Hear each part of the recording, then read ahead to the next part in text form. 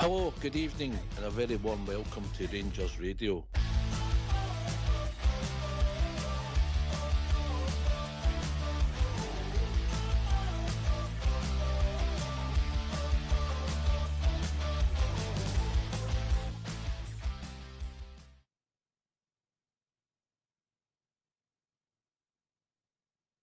Hello, good evening, welcome to Rangers Radio. Join myself, Foxchair, on the show this evening is your Robert and by popular demand, Albert. Evening, gentlemen. Evening, how you doing, guys? Evening, Albert. Oh, sorry. How you doing, guys? Feeling better? I never realised you were so popular, Albert, did you? No, not at all, mate. Not at all. Good grief. Just shows you. Right, Robert, you run us through the 10 goals for the women's team at the weekend, and me and Albert will come back on after the tune, all right? That's the only positive from the weekend, mate. That's about it. Oh, dear. How are you, Robert? I'm alright, mate. Still scratching my head wondering what's going on, especially after Sunday, mate. Couldn't believe it, if I'm being honest, and I still can't believe it now. I don't think you're alone, mate. I think Albert's in the same camp. I don't know if scratched his head's the right way to go, but I know there's a lot of anger aimed at a lot of people. Albert, Okay, I mean, to say that was woeful's an understatement, mate. It's just it was dreadful, absolutely dreadful. I mean, you can't. There's no excuse for it, none whatsoever. You can't make an excuse. And I've been listening to everybody Sunday and Monday, and some of the other pods. Everybody say the same thing. You know what I mean? About the performance, they're all wanting to come on out. You can see the reason why, but I'll come to that in a minute. But as far as I'm concerned, it's directly down to the players, mate. Nobody's getting away with that. Not one player, not one player on the bench, even the ones that weren't playing, not one player that was on that park, and the ones that come on as well, not one. Every one of them was dreadful, mate. Dreadful to a man. And they need to answer to that. They really do. They need to answer. If I was Clement, I'd have them on Monday morning or Tuesday, as they get the Monday off. I don't know why they get the Monday off, but anyway, they get the Monday off. But they should take them all in together and just say, explain that to me. What went on there in that part? Because that was dreadful, mate. Dreadful. It's just they can't even say one positive about it. Not one player get any pass mark. Not even close to pass marks. Not one.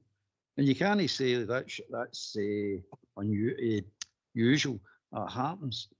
Whole team doesn't play well. A whole team, everybody, every position. There's something wrong there, mate. Something's not right. Maybe what it is. Maybe we were too fresh, Robert, after the 7-day break. There's no excuse, sir. Absolutely no excuse. I agree with Albert. I think every single player that took part on Sunday needs to be held account.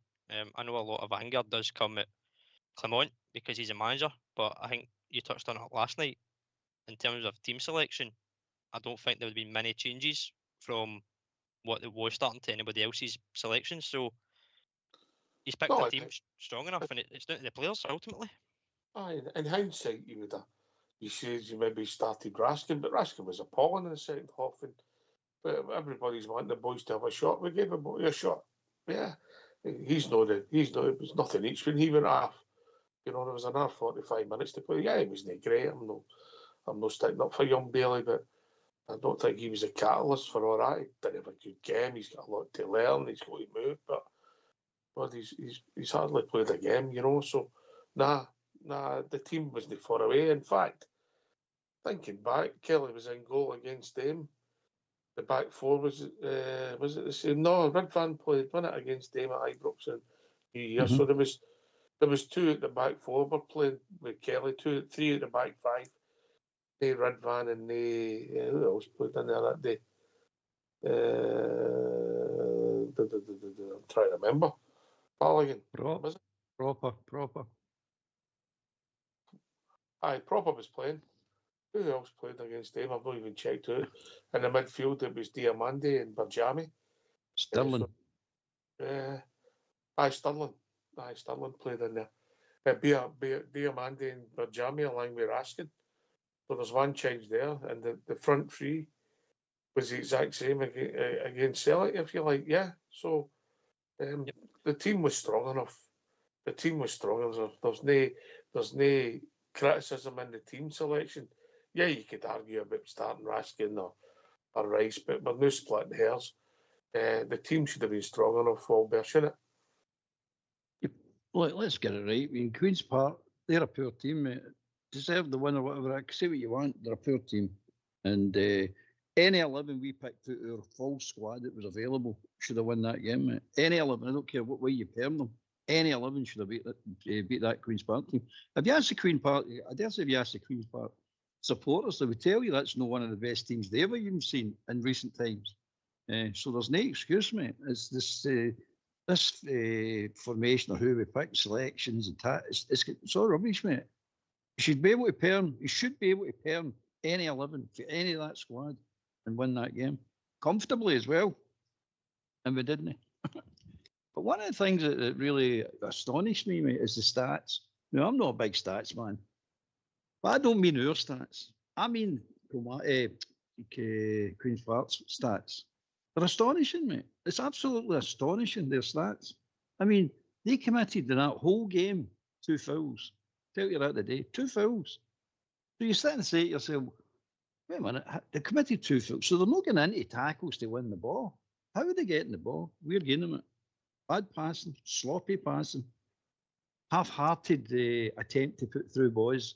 Every ball is to cut the defence over or to start an attacking move. 1 out of maybe 6. 1 out of 6 we were achieving. That's terrible, mate. For any standard of football, even amateur football.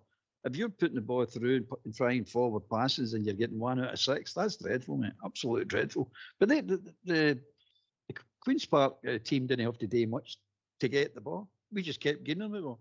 And I don't know how many times we passed the ball out the park, straight out the park. I agree. Unbelievable. I agree. But I've thought about it and I've scratched my head, like Robert said, and your good self, Albert. And the only thing I can come up with is attitude, because that pace that we played it was embarrassing and insulting, Robert, wasn't it? Because it was worse than a pre-season training game, mate. It was awful. And that was to get to the quarter-final of the Scottish Cup. You've got to go win the game, make your substitutes, whoever that may be, and relax. And they just went out with a stinking attitude. Who it's came from, we'll never know, and we'll maybe never find out. And how it's happened, we'll never know. We've all got our theories. People might blame people it's been there for a long time. Tab will cop the blame for that. People might say that it's others. Or Jamie might catch the blame for that. But there was something though, right, Robert? Eh? No, you're right, mate. The attitude was absolutely stinking. There's no sugarcoating it. The application wasn't there at all. The tempo was beyond slow. A game at Ibrox where it should be, pardon the pun, a walk in the park, and it wasn't. They were just strolling, expecting the win to come, the goals to come. You don't play a game of football like that because it does come and bite you, and that's what's happened. And ultimately now it's a massive, massive error on the manager, the players, everything involved. It essentially becomes a big question mark at that game alone. It's a massive, massive loss, mate. Just the way they approached it, as you say, we'll never know why they went out with that attitude, but it was bemusing to say the least. Aye, I can't. I've no answers. I don't think anybody's got any answers. Albert, if we're honest, we could speculate, but we've not got the answers. But we keep doing it, mate. There's a problem because we keep doing it. The Fraserburgh game as well, the first half, dreadful.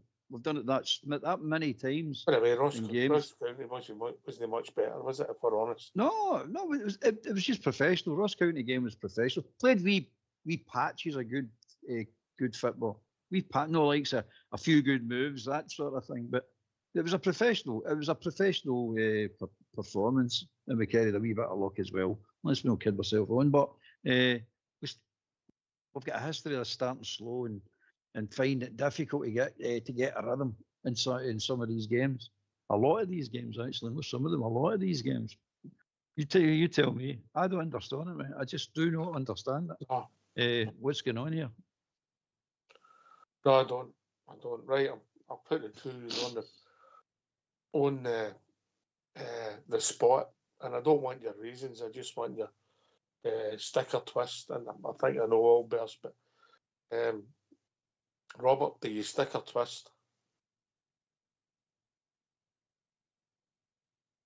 I think we're going to stick. I never asked you that. I'd stick. You'd stick. Albert? Oh, I definitely stick, mate. Yeah. Are you sticking on 15, are you? Sticking on 15? Aye, ponies. That's a casino, isn't it? We've all got our reasons for getting. Aye, we'll come to that. I'm sure we'll come to that. But what we'll do, if you don't mind, then I'll come back to you on it, is we'll get the phone lines open, yeah? And people can come and join us, give their rationale. If that's all right with you two gentlemen, yeah? Yep. Aye. Okay. So let's hear from you. Why don't you give us a call on 0141 356 1972? It's your show, it's your platform. Let's hear from you.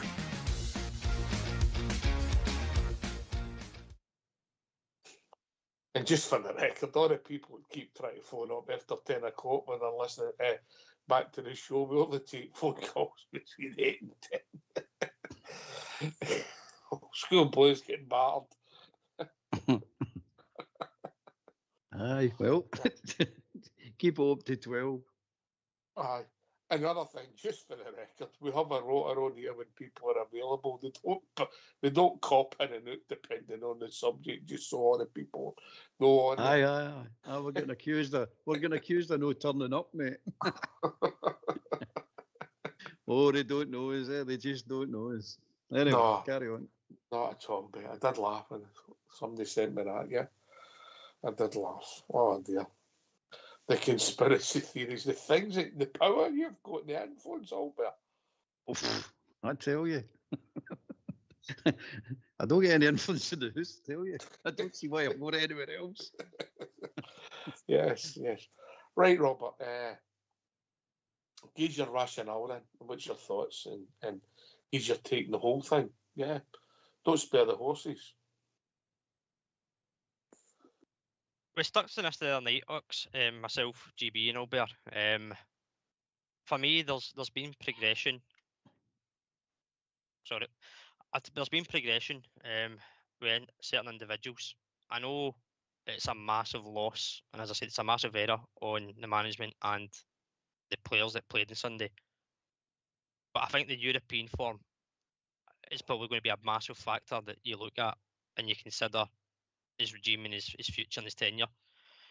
For me, I think we stick, mainly because we can't keep going round this revolving door of managers. When we do, we go back to square one. And I think that's the last thing these players and us supporters need, is going back to square one. It's going to be a pivotal time between now and the end of the season. But for now, I'd stick and see what comes of the rest of the season. As I said, the European form, I think, is the positive that keeps him. He's got a bit of credit for that. But I think the whole aspect of where we're going in terms of the transfers, the players we're bringing in, I think there's positives there alone. I just don't think we can afford to do the revolving door of managers again and go back to square one if I'm honest, Ox. All right, okay. I'll come back with a counter argument once. Just bracing myself here. Right, I'm going to take a deep breath. Albert. First of all, there's nothing changed. The result was bad. There's nobody's making excuses for that, mate. It's just not acceptable. But nothing within the club has changed. Nothing at all, mate. We are in the same situation as before that game kicked off. The situation that's not, and because of that result, nothing's changed. Oh, it is, we're at the Scottish Cup. We were at the Scottish Cup before, all right. We're at a championship team, not acceptable. Any stretch of the imagination, not acceptable. So put it into his place. That's where it sits. It's just turned him into an infamous manager now, mate, in the history of the club. When he does eventually go, either leave his own steam or get sacked, you're going to be remembered for this result. Or anything he does, he's going to definitely be remembered for this result. So that's it. But the decision that's going to be made now is now's not the time to make that decision, mate. I'm telling you right now, it's emotional. Don't make a important decision like this emotionally, because everybody is up in arms and everybody's totally and utterly peed off and angry and all the rest of it, and rightly so. But the board, this is going to tell us about.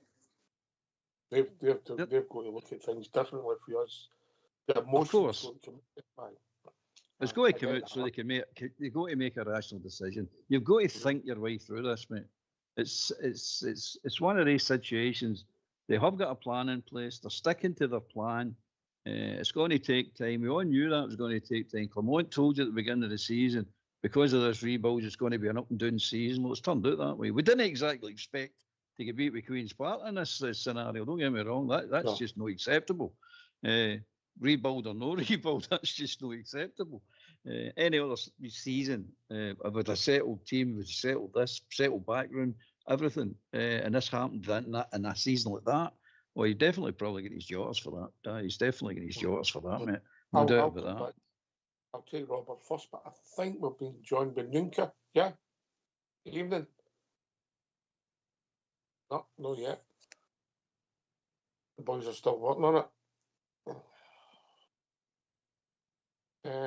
Right, Robert, I'll give you my rationale. I've said it before, and I think if you use finances as your argument, I don't think we can afford to keep him. Yeah, I understand some of your rationale and your argument. I think the chasm is too far apart now.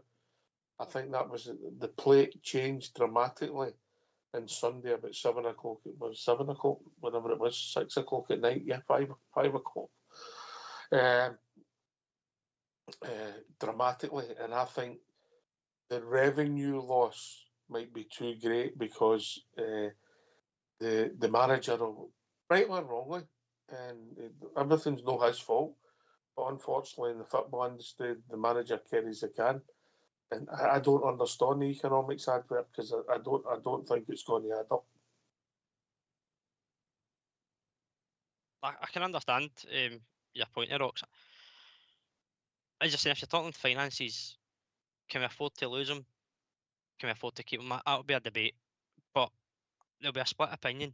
I just feel it will go back to square one. The economics isn't the opinion, mate. Economics is not opinion. Whether you keep them or you get rid of them is an opinion. Economics are factual. No, but the economics is going to come. You've got to bring that. You're saying you've got to bring that into you're making your decision of keeping or getting rid of them. So it does come into it, mate. But the economics will be factual, but we'll know be able to work out is what the economics will be because between now and the end of the season, you don't know how much interest will wane, how much you'll lose in revenue. You don't know the take up in season tickets. You don't know the corporate. All that's open for debate. Yeah. But that's. I don't think that'll be taken into consideration, mate. If you do what you're saying you can't afford to keep them and get rid of them. Now let's see right back to square one again. I get that. Right. So it does. Right, for this plan to work, that they're put in place, you need to see it through. Then you make your judgment. And if it doesn't work after you've seen it through, you go, we'll try that. We'll look at this. We'll look at the squad and look at all the situation where we are with the squad and say, well, we're forward with the squad. We've got the spending under control. We've got the wages under control. We've dropped the age of the overall squad as well, and we've got value in the squad. So that's all pluses. Now the most important bit is that we want to know in the park. That will come, mate, but it will not come right now. And you can't bring your argument into that until you get through this process. It's as simple as that, mate. We've got to get through it, whether we like it or no. We've got to get through it. And I know a lot of people don't like it. They don't like it, mate. I don't understand that rationale, mate. Well, put it this way. Put it this. You like to talk about your painter and decorator guy, right? Put it this way. See, you don't paint our rust, mate. If you've ever worked on a motor, you don't paint our rust. You've got to cut the rust out, mate. That's what you've got to do, and that's what we're going through the now. We need to cut the rust out. We can't just get rid of the manager. Because get rid of the manager, she's just painting over the rust again. You can't do that, mate. It's got to go deeper than that. The fix has got to be deeper than that, and that's where we're sitting now. And we get this result in Tapia, which we did. We don't need it in a good day, let alone a bad day where we're going through or a bad situation. So for me, that argument doesn't come in at the moment. If people don't want to renew season tickets, that's their choice. They'll do that if they'll know it. It's up to themselves, mate. But if you're not going to renew a season ticket, you're just hurting the club. You're not supporting the club. You're just hurting the club, mate. That's what happens with people, mate. I mean, obviously, there'll be X amount of tickets sold for the next home game, but you'll be lucky for 30,000 there, mate. Well, that's it. That's the way it is. That's the way it is, mate. There's nothing you can do about it. I mean, but at the end of the day, but getting rid of the manager, right? So you're going to have a 45,000 instead because you get rid of the manager. I don't think you will, but I think you might have 40,000 there, Albert. Yeah. But you're thinking short term, mate. You've got to think long term with this. This is what happens. What happens if he's still not the man for the job? What happens if he can't carry out the plan? What happens if he can't? Then you get rid of him. Right, but how long do you go? 1 match, 5 matches, 10 matches? That's the CEO's chat. That's the CEO's call, mate. That's not our call. That's the CEO. We're only interested in results, mate. That's all we're interested in. So we only look at one perspective. We look at the results only. We're not caring about FFP, and we're not caring about, we've not got money to buy that. I hear people saying, just the next manager, get him in the new, will be give him a chance to look at the squad and bring his in. Where's the money coming to bring the new players in to start with? Where are we going to get this money? At the moment, we've brought the club in some sort of stability at the back with financing and all that. Now, I heard Bridge saying it, and I heard Bob here last night saying it. Is the club in danger? No, the club's not in danger. They're not in danger because they're making these decisions. This is a bad result. That's what it is, mate. That's all it is. It's just a bad result. But it doesn't change. Nothing changes at the present time in Rangers because of this result. Nothing. Even if they win the game, nothing changes. We've got to get through this. You don't like to hear it. I know the people out there think I'm mental and they don't want to hear it. They want them out the door. I know all that. But it's foolish, mate. It's foolish. And I hope the CEO is going to take his time to think about it. He might very well go. Nothing wrong with people taking their time to make the right decision. Of course, mate. And that's what I'm saying. They need to get the emotion out of the directors and the CEO and all that. Need to get the emotion out of it and think this through. And I think they've already thought it through, to be honest with you, mate. Anyway, that's my opinion. I might be wrong. Right, Nunca, can you phone in? We try to get you back in. Phone in, we'll get you back in, right? If you're still listening. We did try to bring you back into the call. Robert? I'm sitting here thinking, listening to Albert and yourself, and I'm thinking, like, if he does get his jotters and he does leave, I mean, he's not going to leave. He's going to be sacked. He's not going to walk away. I mean, he's made that perfectly clear that he believes in the squad. He believes in his own confidence, in his own ability. You've got to kind of allow him to say that because that's what he believes in. It's what he's done. But if he gets his jotters, who comes in? Who can come in and do spur this team on? That's a different question, mate. And honestly, I've thought about it. I've thought about who the candidates are and who the obvious candidate, what you would try and do. And there'll be names thrown about. You know, people of their own. Some people might say we need a Scottish manager. Other people might say a British manager. Albert, yeah. You know, so the people have their own opinion on that, and I get that, but I think that there's no an obvious candidate there for different reasons. Hello, evening, Duncan. How you doing? Hi there, guys. Thanks for taking my call. I was just carrying on for last night. The point I raised about Clement's experience waking out the cup with his Monaco team. Yes. And I just wanted to get you to ask you guys as well. Say Alex Fraser coached there. Now see before that game they had that free week, and see when I heard it was Callum Davidson, I'm not kidding on that was a manager because I don't follow the Championship. I'm not going to lie, I don't I don't know much about it. But then when I knew, I went, oh, no, how are they not getting it into the players that you're not just turning up at Ibrox? And he stated himself, with his experience in Monaco, when one of the journals asked him, that it was because he had a mixture of young guys and the senior guys didn't help. He's an awful man for no one to talk about the past, and that's no about him if anything that has happened at Rangers, if he's been there. But you've got to, he has to carry the can for that. He has to. And I'm just scunnered guys like the rest of you. It's just not acceptable. Before I bring the boys in, have you got the telly or the show on in the background? Sorry about that. I just turn it off, and if it's a show, we end up talking to ourselves. We end up doing that anyway. Right, Robert, in you come, mate. He's always mentioned what he's experienced at other clubs, and nothing will compare to the pressures of a Rangers manager. You're not going to get it easy at this club. It never is.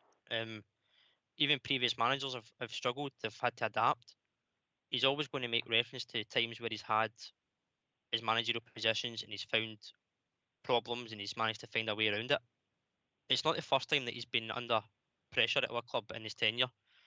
I mean, the result alone, as I said earlier on, it's massive. It's going to go against him. But I don't think we can do this whole revolving door. I've seen enough in individual players that he's got a bit of progression and improvement in them to say that we're kind of going down the right path of what we want as a squad. Yes, they've not delivered. They've not been successful. And this season, now we've only got the European competition for a trophy at the end of it. But if we go back to square one, a manager can come in, not like these players, and then we're doing a whole big massive rebuild again. I think until, as I said earlier on, between now and the summer is where he's going to be looked at closely. Patrick Stewart came out and said it's a result-driven business, but I think, as Albert says, you take the emotion out of the game on Sunday and you look over it as a whole. I think he is now on you've got to the end of the season to pick this up, otherwise he knows himself it's curtains. I don't think we can be rash right now. What happens if he loses on Sunday then, Robert? Pressure gets even bigger. The support will turn even more. I mean, we can't really sit and go, is it a game-by-game structure he's on? Because that's not good for us or the manager or the players. If you get to the conversations, mate, in football, we're all football fans, rightly or wrongly, bizarrely accepting every one of all players' arguments. But if you get to that scenario, this only ends one way, mate. As I said, I think the European form is something he's going to hold accountable, and that he's got a bit of a supporting his managerial stuff, if I'm being honest. I know the away form, the league, the cup. I think his European form is something that he'll hold as a card to say that he's done this against some top quality teams, qualified automatically.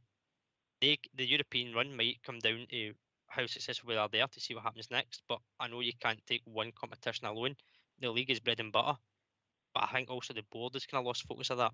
I think they're thinking that the longer we go in Europe, the more money there is to be made. And I know that's the wrong thing, because bread and butter is the league. The board when they were sitting thinking that was going to happen on Sunday. And you come.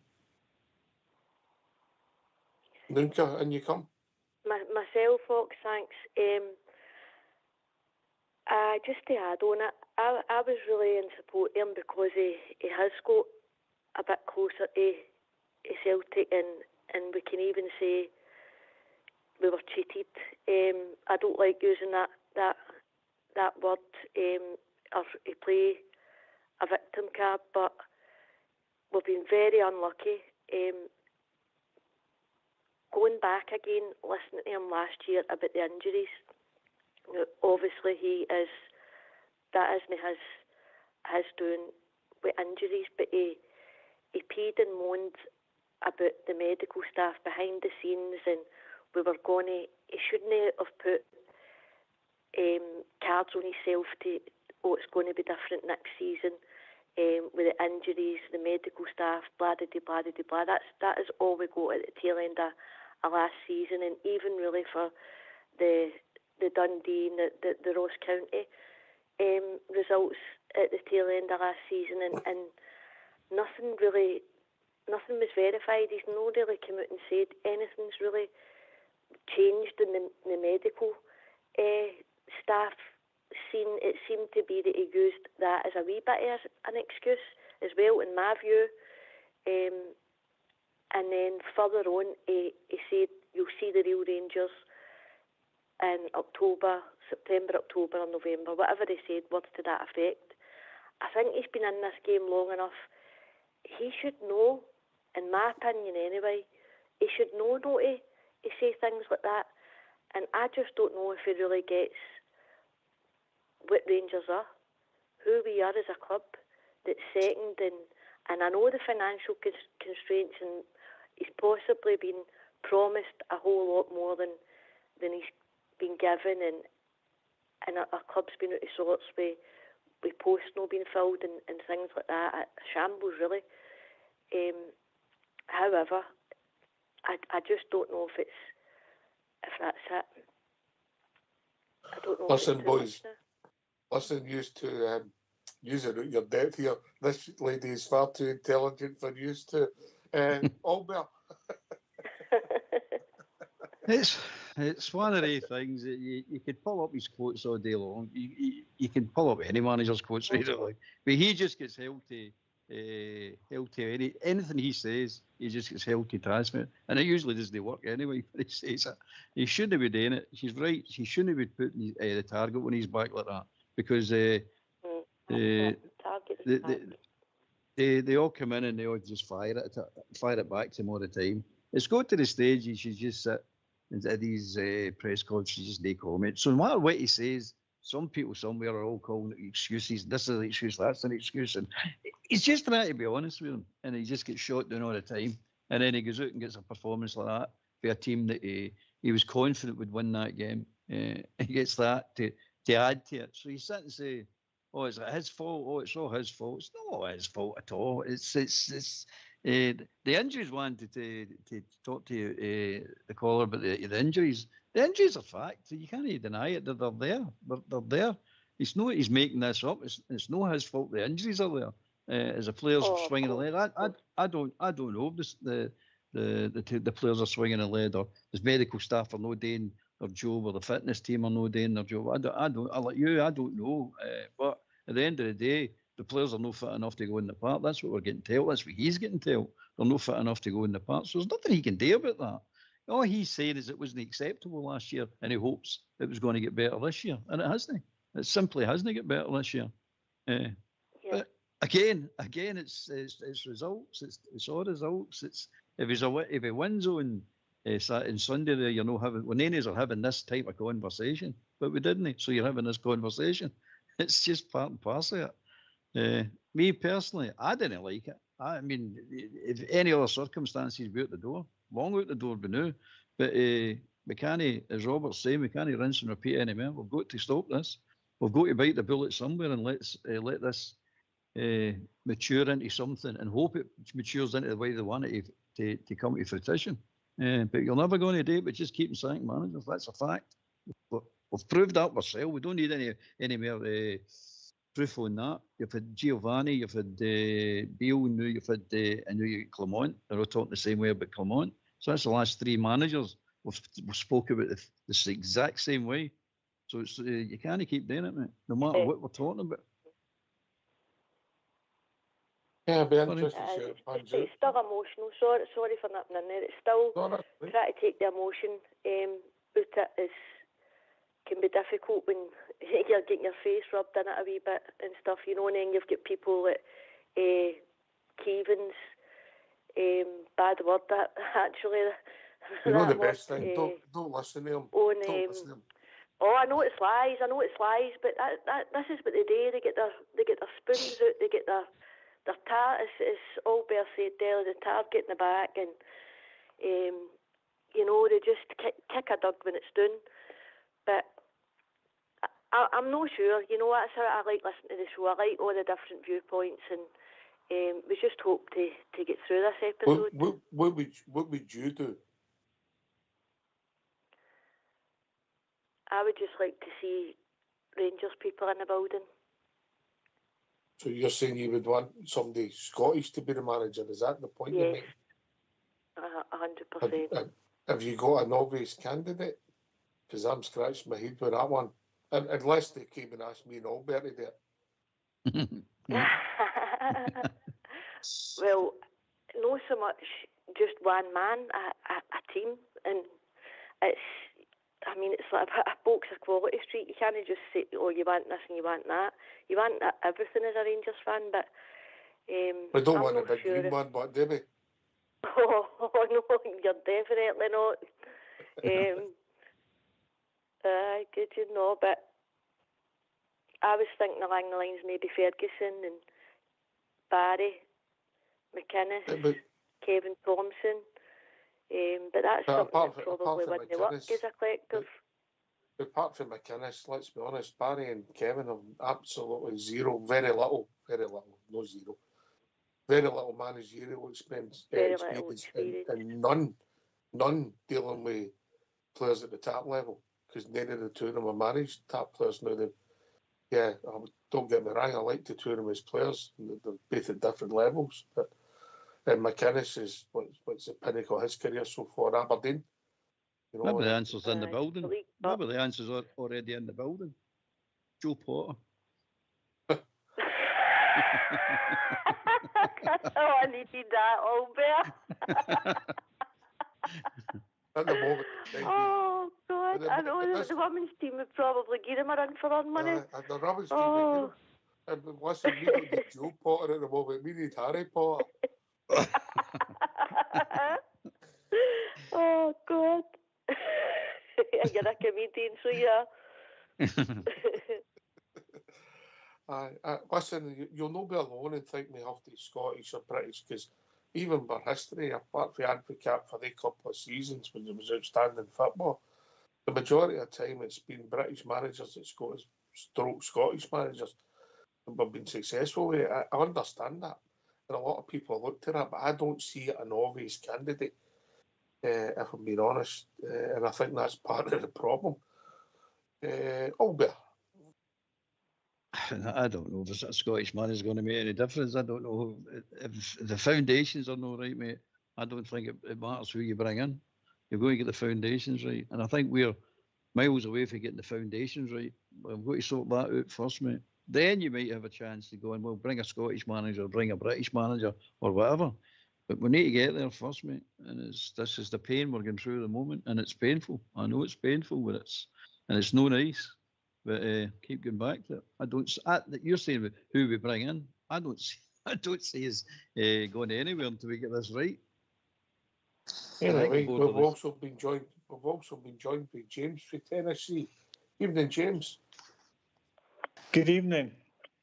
Oh, can you hear me? Okay? Good evening. How we doing, mate? Yeah, good. Yeah. Basically, I was at church and then I looked at my phone and looked at the result and I thought, that's a terrible result. Anyway, I've got a few points. I'll not keep you long. Regarding Tavernier, I would say very nice guy again, but I wouldn't say he's a legend because there's too many times he doesn't really get the team forward and really should shout at a lot of the players. I think he's not a great leader. Why do we always play the ball back? The centre-backs pass to each other all the time instead of the centre-backs giving it to the midfield players who should be able to turn instead of passing it back. The amount of time we waste in a game because people can't get the ball and turn and try and attack. Why does when they've got the ball and they're coming out of the back, Queen's Park or any team, everybody take a man and they press it instead of three guys going for the one man? We're very disorganised. Chorley, I lived in Chorley. Chorley would beat Queen's Park. In fact, all Motherwell and all those teams, they would give them a good game. So they're not playing anything. And why do we not buy some English players from the third division, are tough players, give them a year's contract and with a year option? Wouldn't it pay them a lot of money, 5 players, and it'd be better than half the stuff we've got? That's my points. Yeah, listen, mate. I'm going to go Yolber and I'll bring Robert in because the point you've made about the possession of the football and the speed and the tempo is something he's banged on about. I'm going to say for a few years on here, Albert. I agree with you, James. I keep saying to everybody, and as I said it out this morning as well, you can tell the tempo the game the Rangers are going to play with the first 2-3 passes between the centre backs. The speed of the passes, that tells you everything you want to know what's going to happen for that game. And that happened again on Sunday. Slow dribbling the ball at each other. They're no pinging the ball at each other. And they date too often as well. You're right with that. They date too often. Too many passes between centre halves. They don't drive forward. But that determines the whole speed of the game. It tells you right away what you're going to be watching for the rest of the day. And I'm sick of watching it. But if you watch when we play well, the centre halves get it. And they do pass it between each other. They ping it. But most of the time, Suter's good at it. Driving forward. Now, Clement's telling them to drive forward. You can see it. Because he's not when they start passing it back and forward, square passes to each other. It gets you nowhere. If there's no a pass on, you start the run, you break forward, and you make people come towards you to create space for the players to run into. That's what it's all about, mate. And I agree with you totally. Yeah, we waste an awful lot of time on the ball at the back.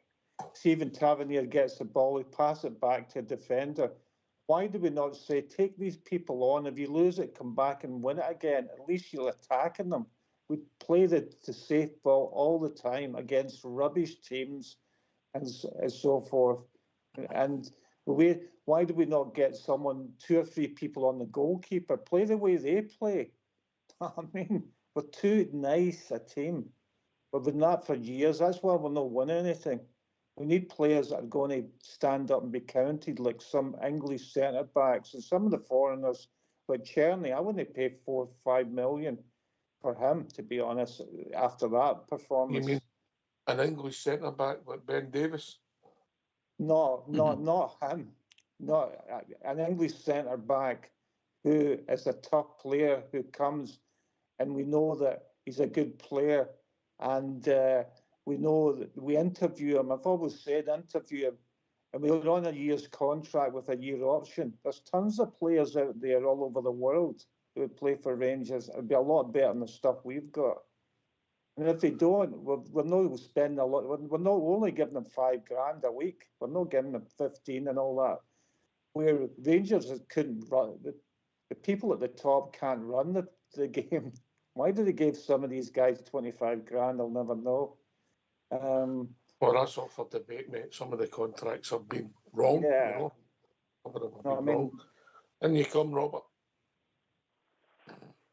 Evening, James. You make some good points there, pal. Touching on the tempo, you know yourself, we play our best attacking football when it's a European game because it's more open. There's a bit more space. Teams will come and have a go. It's a bit more end-to-end. That's for me is because, again, in the league, people come and sit and just kind of try and pick pockets and pick the ball up with me, make a loose pass, and then counter-attack is... And I think that kind of goes part and parcel what you're saying about the likes of Tavernier taking a man on.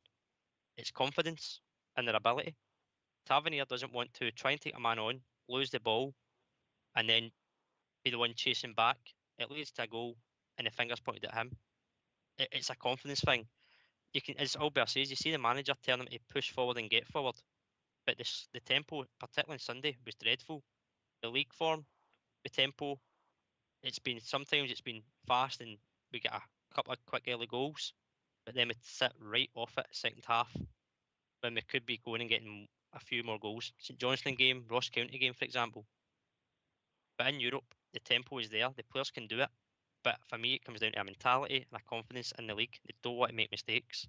And I think that's kind of part and parcel there. Could it come down to bonuses? It's expectation, mate. The team can't handle the expectation at the moment.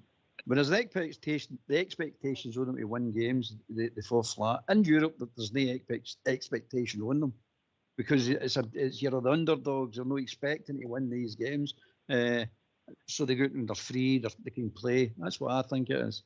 But if you put them under any pressure at all, they sort of get caught in the headlights for some mental reason. And I think that's part of the slow play. Well, when you see the first half of some of these games were very slow because we know we should be winning this game, and they get caught. They get caught in the headlights, mate. That's one of my theories against it. That's what I think's happening with them. Yeah, when we're pressed by anyone, the players just pass the ball back, and we lose the space, we lose the momentum, and the other team can defend better. We make it dead easy for teams. Get the ball. Jeffrey should be taking guys on and know that if he loses the ball, he's got to get back and try and win it instead of passing the ball back when he's near the box. As I said to you before in the Rangers review, the Greek team, well, it wasn't a Greek, Cypriot team says, the manager said, Jeffries, we don't mind losing him because he's not a great defender. You know what I mean? So why do we not buy the other guys? Why do we not have people all over the world looking at players like him, who Rangers supporters, and say, what's your opinion of this guy? No, don't buy him. I think scouting and getting players at a certain level is easy, mate, but as Albert keeps saying, building the team and getting on a jigsaw, there's no doubt that Jeffrey is effective in most of the games we play because you get to go forward. But ultimately, you're judged with the mistakes you make at the back, and he's made a few rickets. Now, I think there's something in that boy. Whether he's going to be a defending left back, only time will tell. But when you look when he came onto the scene away in Kiev, it was just simple. Down the wing, put it in the box, and get back in position. Use your pace, use what you're good at, and keep it simple. And if you take Sunday's game, your point, James, is he's coming back inside. Just go down the wing. Use your pace. Go the talent you've got. Cross it in. It's then other people's responsibility to be in position in the box. You put it in an area. It's up to others. It's simple. And that boy's got to play to his strengths.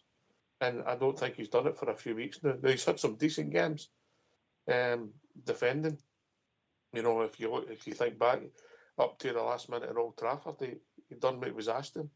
He switched off, inexperienced maybe, and get caught where other coming from midfield. But the actual guy he was up against, the winger, he done okay against him, considering the hype before it. But he's no the main problem of our team, and also he's no on a big salary compared to others who are no either playing or no performing. Mooncar, in you come. Just interesting points again. It's to mention, see our Europa and our European form, and as Albert mentioned, I think he said it first, when the expectations known as, but the style, obviously, that suits us. It's a lot more open, whereas look what happened on Sunday. It was a 4-4, 1-1, and it's Park. They're playing for set pieces, and that's another point I just wanted to make. We're set piece forum. We're set piece in both boxes. In both boxes. It's terrible. We all know that we're not the tallest of teams. But surely, as much as I want to back the manager, it's things like, I know because what's happened, everything, it's all alleviated, everything. You're wondering and nitpicking through everything. I don't know if his style of football, or if he is going to learn for this. Because give him a chance. Is he going to learn for this? Is he going to? Because see, when we play well, we are a decent team, and I know the reaction is now to pick everybody off Pickenham Tavernier gets it or whatever, but we are a decent team when we play well, when things are clicking.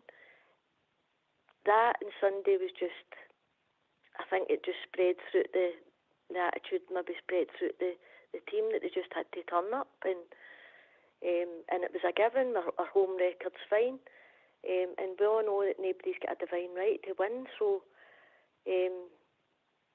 how do we move on? It's more than style, it's more than Clement and players, it's the whole everything that's the malarkey of the club, really. We're no stable, and that's what Allbear's mentioned, the foundations and stuff, and I was just reflecting there, listening James's points and stuff, and reflecting on what Allbear said, and he's right. The foundations are too shaky. We need that stabilised. So maybe we do need to stick with this manager now to get us on. We've seen progress. We've seen. See, if it wasn't for the away form, I think this would have been tolerated better, miles better. I think it's the additional away form that people are peeved about. I think if in a good season, historically, this result would have got a lot of. There would have been a lot of flack because of where we sit. In a good season, if we're really honest, Albert, yeah, Robert can come in after you.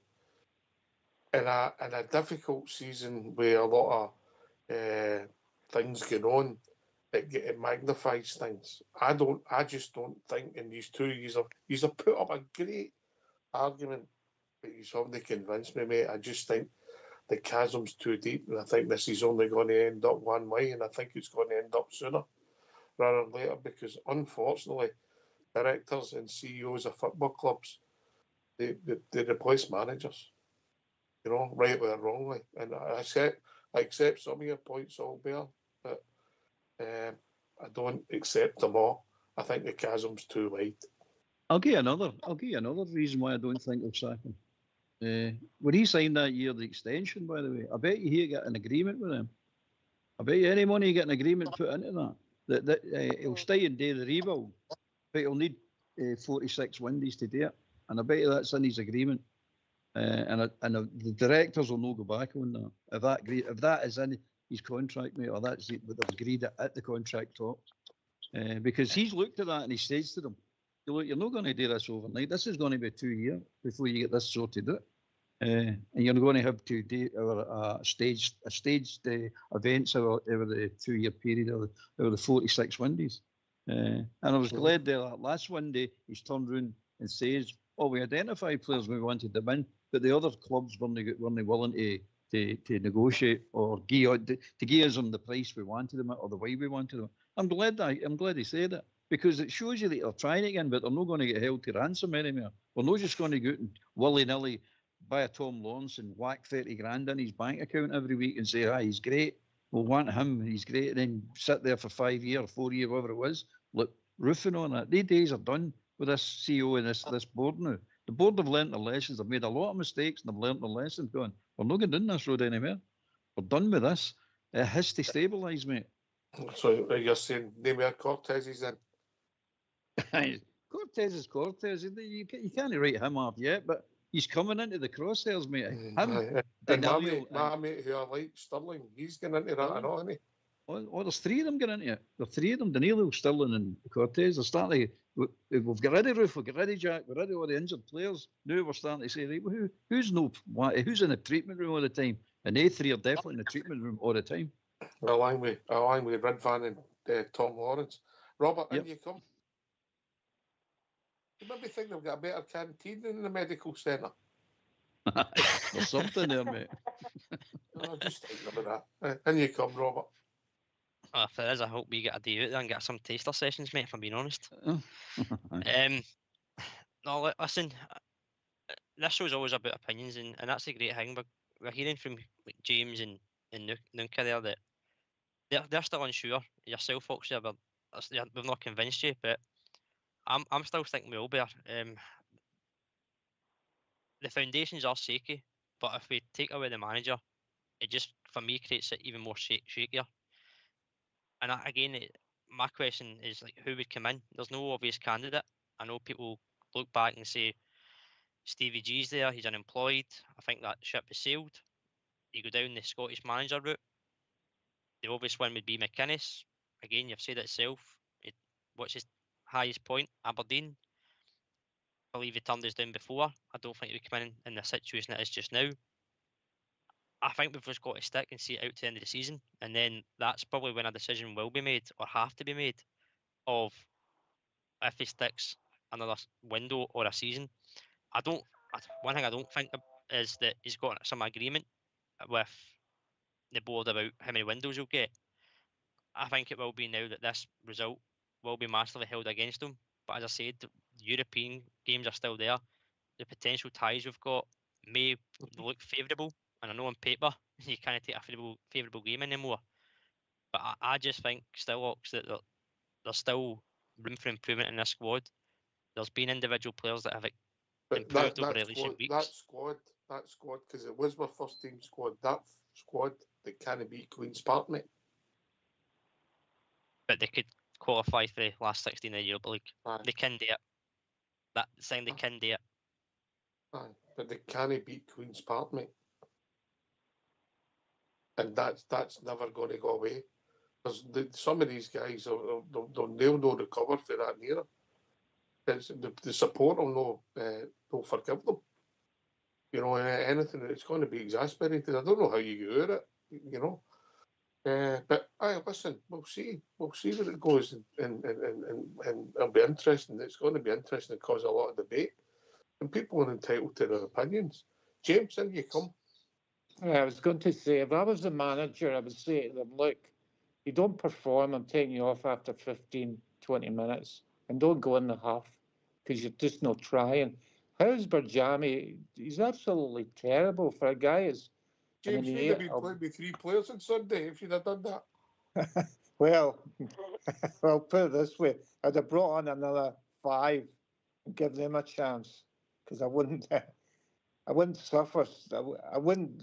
That performance was ridiculous, by the way. But playing against nothing, how to break a low block team is play through the lines and shooting practice. I said 5 years ago. Get them outside the box shooting. If any of them could actually score a goal, and they would win games no problem. Cut the ball back from the byline and shoot all the time. You know what I mean? Get a winger, cut it back, shoot. But the other players can't shoot. And that's how you beat through the lines, play the ball through the lines of 2 players, like through the centre backs or something all the time. Cut the ball back. It was terrible. You know what I mean? I would have been ashamed if I would have played for that game. I would have been tearing into some of them and saying, what's your problem? Even arguing with some of my players. Come on, move it. Anyway. And you're a Christian as well, James. Yeah. But I play football. I play football tough. Like even it's a contradiction at times, isn't it? Christian for Drumchapel will bear in it. Aye. What are you, James? You're a flying vicar. No, I'm just saying that when I play, if somebody says something, I would say, no, you're not right.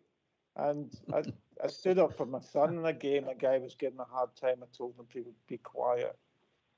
So very polite. I would say the same thing, James, but I don't think you like my language. You know, saying it. we're always polite, Albert. Oh, definitely. Right, how's this going to pan out then? You're definitely the wisest stone here. Obviously, I'm number 2, right? But I don't know about that. I don't know about that, Ox. But I'll take it. I'll take it any day. I'm just baffled by it. You don't know. You know, I've heard people saying, "Oh, we're taking 2 steps forward and 1 back," and it seems like you're taking 2 steps forward and 5 steps back. And as you say, it's the players are going to be are going to be known for this. There's no getting away from the magnitude of the defeat and the manner of the defeat. It's the manner of the defeat. We can't seem to deal with this part of us low block as a rule. Not just in Sunday, and for years this has been an issue for us before Clermont as well. I really don't know. I think it's evident he's not getting his books anytime soon. I think that would have happened by Monday.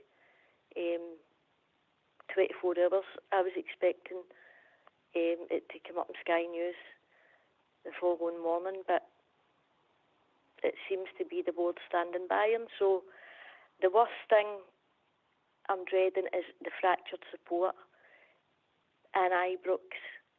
We know we've got a great support away in the Union Bears, and you know, I tip my cap to them. The atmosphere and everything they create, and what they do when we're away as well. And I've been to a couple of away games this season, and I've been unlucky, get beat. But the boys in the Lassies Day, they put on some carnival, and it's just the fractured support I'm worried about, because I get that. We know what they can't handle. You know, have you maybe thought you're just a jinx? I hope not. Right. No, I'm not usually right enough, but oft. Maybe it's that south side that's a jinx, old bear. Aye. How do you get your away tickets? We know two guys on here that we're interested here. Oh, you better watch. Right, listen, we've reached that time of the evening. I want to tell my Sarah secret, old bear. I'll go now and let you go with the tune. Right, cheers, James. Good to hear from you, brah. But what I would do, I would get rid of Clermont and keep everybody else and save manager. Let the assistant manager have a go. Okay, I'll see you later, guys. Bye. Cheers. Bye, if you don't mind, get yourself on mute, because we're going to have a tune.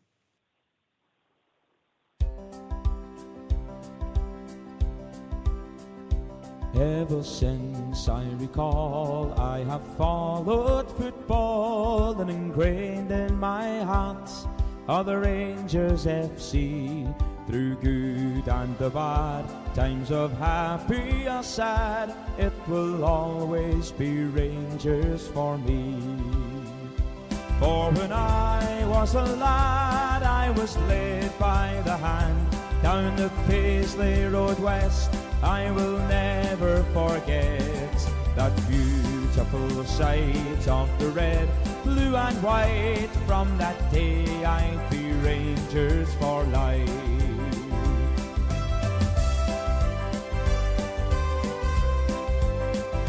And I vowed to my dad, if I too have a lad, I will show him the way as he did on that day.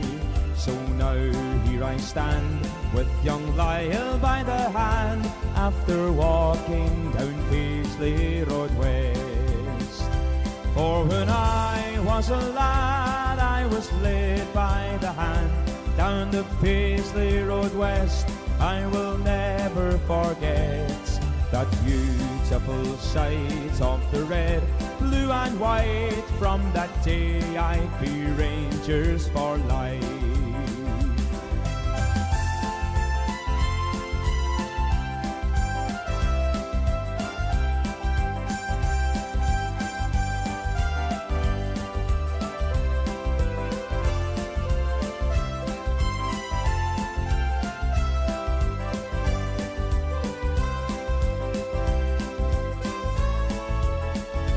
There's a great sense of pride that I feel deep inside when I'm watching the Gels with my father and son.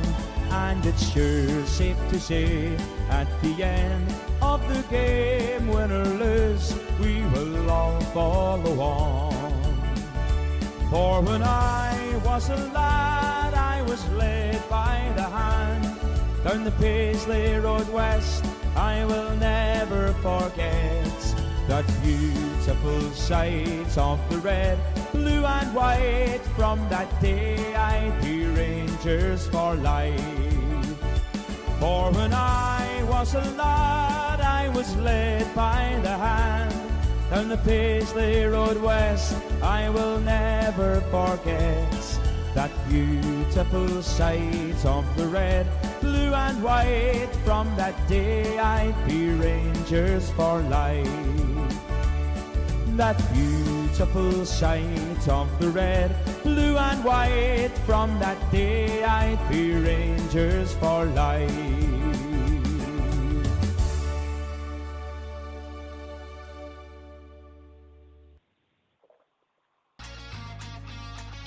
Why don't you give us a call on 0141 356 1972? It's your show, it's your platform. Let's hear from you.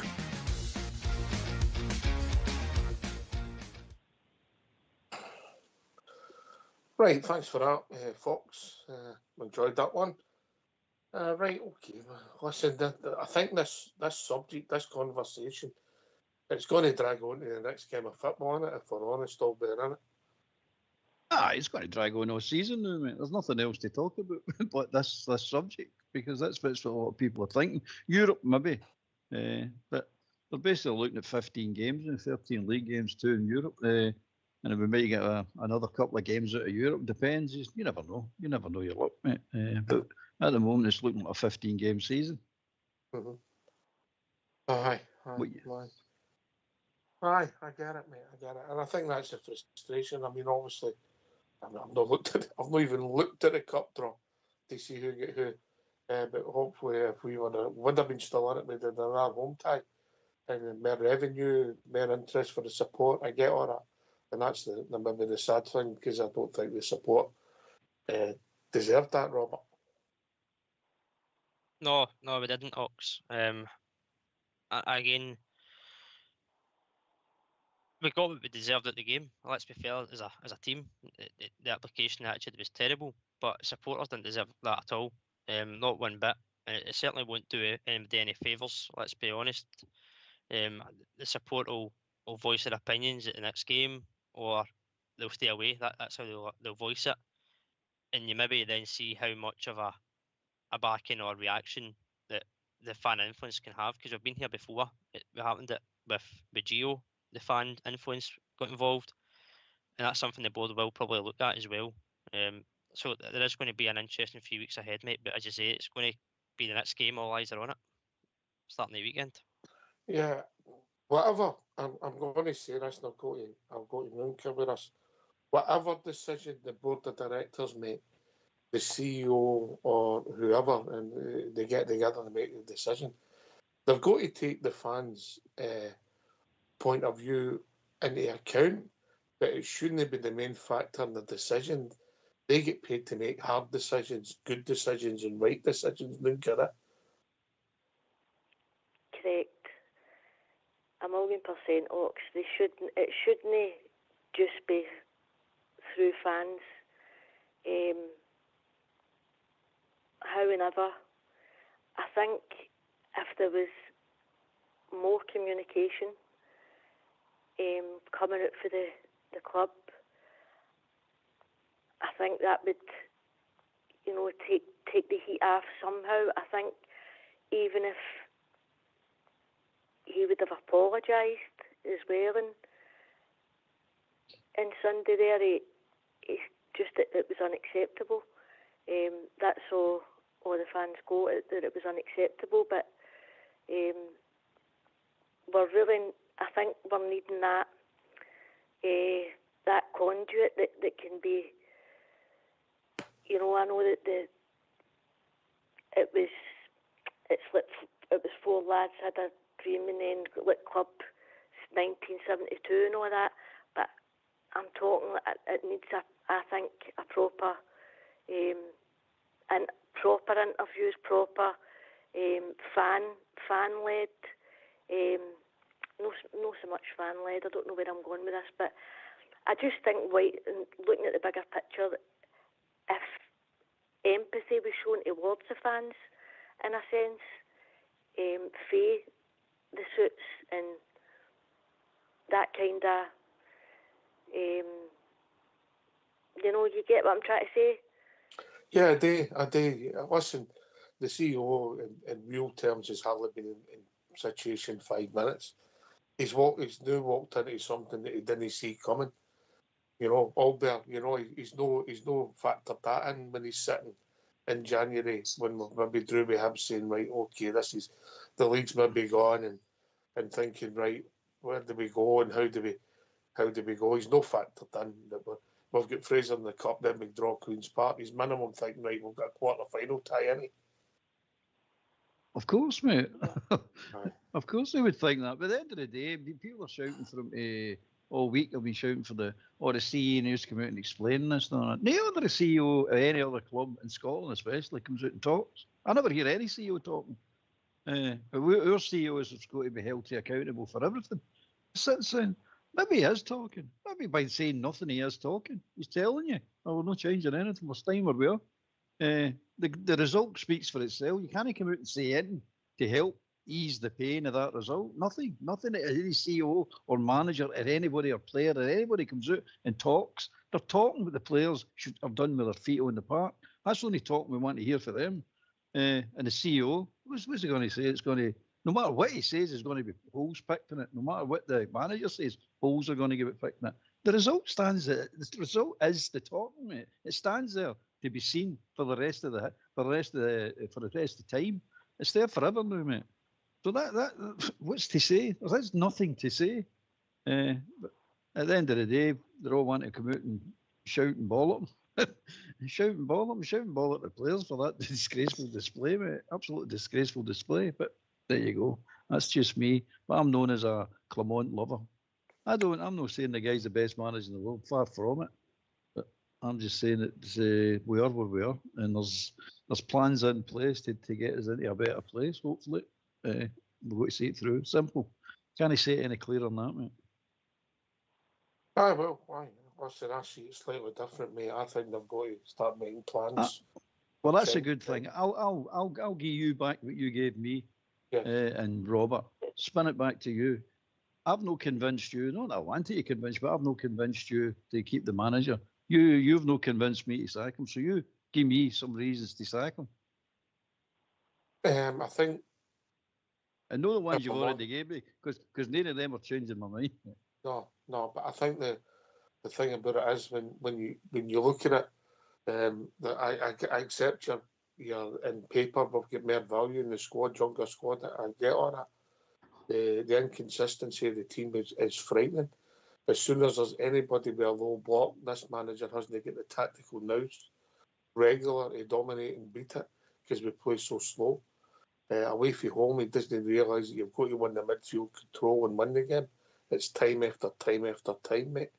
Yeah, he had a decent performance there against Dundee United away from home. No, a scintillating performance, a decent performance. What you would do when you're winning leagues year in, year out. You go away 1-3-1, go on the bus and down the road. We played Dessers and Niggerman up front. We've got a game there after a week's rest, and we change it. And then I watched the tactics of the team against the low block. Our two wide men are marking each other. It's constantly, it has been for over a year now. I've had a problem with his system since, no, this January, mate, last January, and anybody that listens to this show knows I've stated that in here. Yeah, he gets when it's no going right, mate. It doesn't work, and you've got to in a game of football, you've got to be able to change things. If you don't change things and you keep doing it, what's the point of having a manager? That's what they're there for. And my concern with Clement is not just this result. I just maybe don't think he's got it. And I've said that before about his shape. I think he's a decent man, but under trying circumstances, he's trying to make the best of it. I just don't think we're a good fit for him, and I don't think he's a good fit for us. Ninka. Well, I can't argue with that either, but I feel as if I'm a bit at a crossroads with it, hearing the different viewpoints. Well, you're talking to two Bennies here. When I came on, I was told that's stringent, not that's it. He needs to go. But then when you do hear different opinions, that's the great thing about it. However, like Ox, I don't know if it's just too far now, because when you do factor all that in, all that accumulation, he can't seem to break that. He's no seem to learn for the mistakes, and it's the hardest thing in Scotland is winning the games away at Ross County and up at Dundee United, Aberdeen. He scored it for Europe. He's proven that with great games in Europe, but we're not a European team, we're a Scottish team. We're a Scottish team that can play European football. We're better at that, but I'm definitely at a crossroads, boys. I just, I don't know whether it's sticker. Come on, get off that fence. Oh, I need to pick my skills suit. I need to get a bit set of tweezers here. I would need to sleep on at Ox and get back to you. One of the ones. But I'll need to drop out the now, guys. Brilliant call, by the way. Brilliant. Thanks a lot for taking my call, boys, right? Hey, no bother, pal. I'll speak to you again soon, right, all right? Keep up the good work. Right, God bless. Mon the Rangers. Yeah. Cheers. Bye-bye. We are the people. Yes. Bye-bye. Bye-bye. Robert, in you come, mate.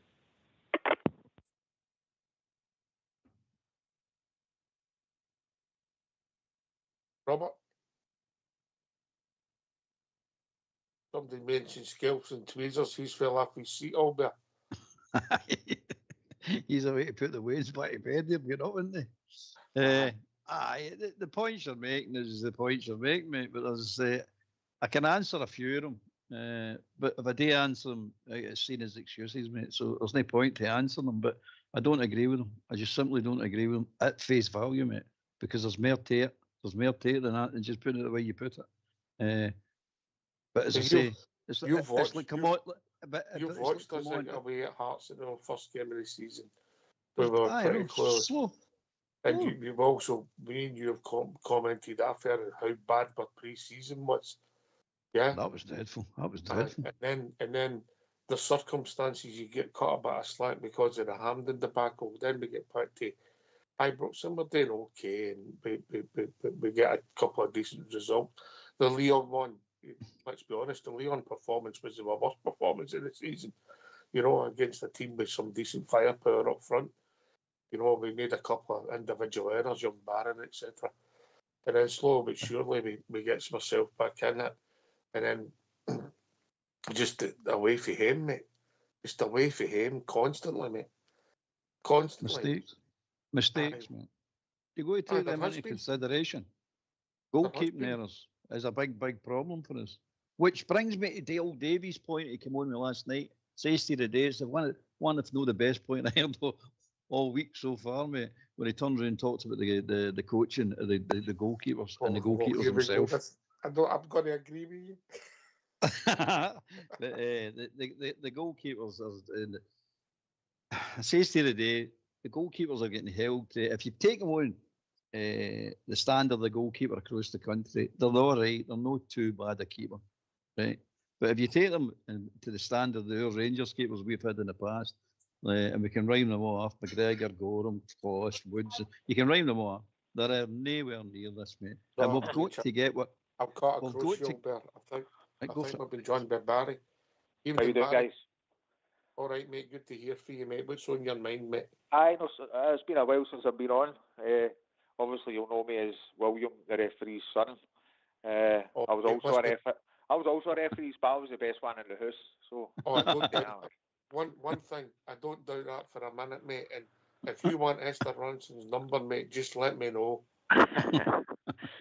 No, I'm kind of completely, see, everything that Albert's saying, I totally agree with it. I feel that we can't get rid of the manager. I feel that we need to be supporters. We need to be supporting the club.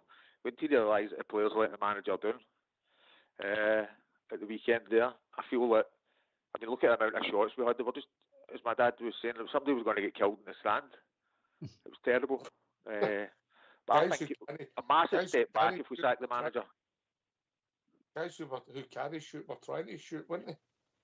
Oh, it was terrible. I think they just thought the goal was going to come.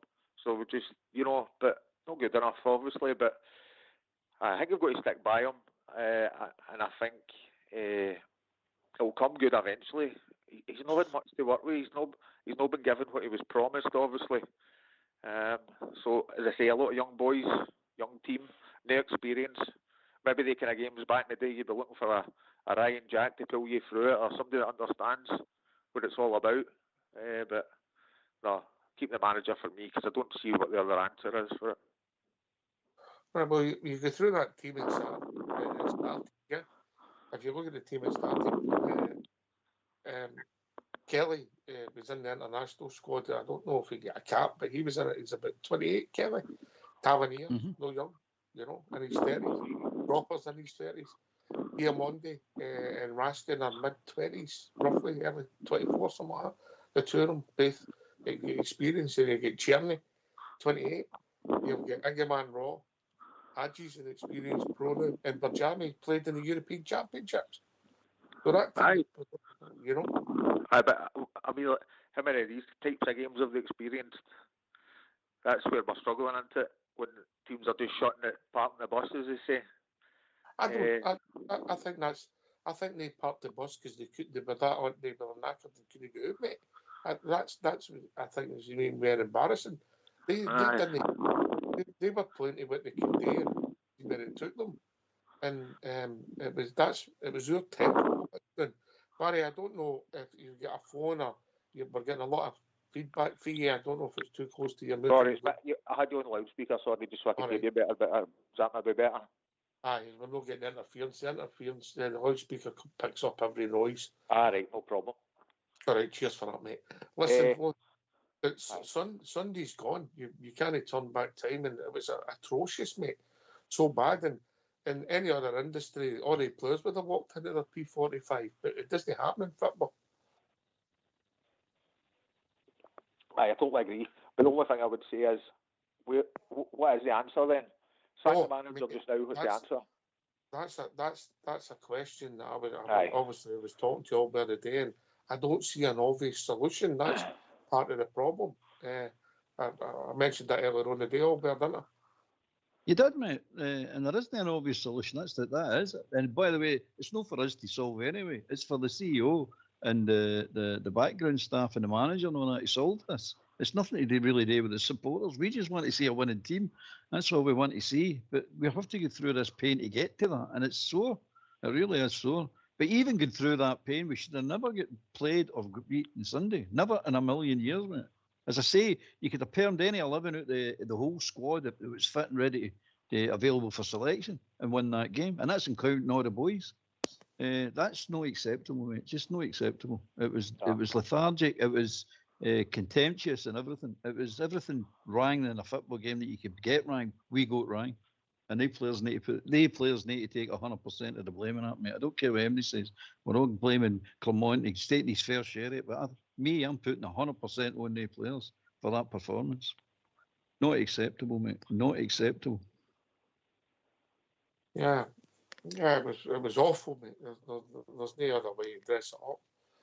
We can't even blame the referee, Barry. Oh, I know. Hey, don't get me started. Hey, but I mean, aye. It's one of the 2 fouls in that, Barry. 2 fouls he committed. Kunspart. 2 fouls the whole game. I was actually quite impressed with him. You ever refereed a game was only 2? See the first half? They never fouled once. The 2 fouls came in the second half.